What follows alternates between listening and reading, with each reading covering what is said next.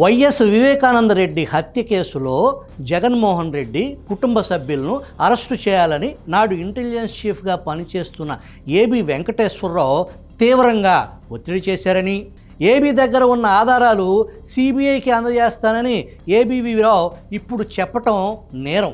CBI కంటే ముందు జగన్ ప్రభుత్వంలో సిట్కు ఎందుకు ఆ వివరాలు సమర్పించలేదు? 2 ఏళ్లైనా ఆయన దగ్గర ఎందుకు పెట్టుకున్నారని, విధి నిర్వహణలో నిర్లక్ష్యం వహించినందుకు ఐపీసీ సెక్షన్ 201 ప్రకారం నేరానికి సంబంధించిన ఆధారాలు అదృశ్యం కావటం కేసు నమోదు చేయొచ్చని డీజీపీ ఆఫీసులో విలేకరుల సమావేశంలో పాలరాజు గర్జించారు.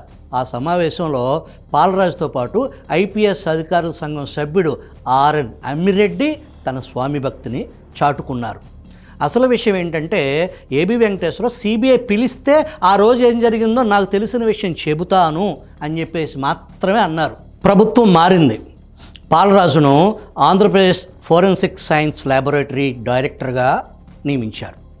నకిలీ కరెన్సీ, ఫోక్సో, అత్యాచారం, హత్య, దోపిడీ, సైబర్ నేరం, ఫోర్జరీ, ఇతర కేసుల్లో ఆధారాలను సేకరించడంలో కీలక పాత్ర పోషించే ప్రభుత్వ సంస్థ.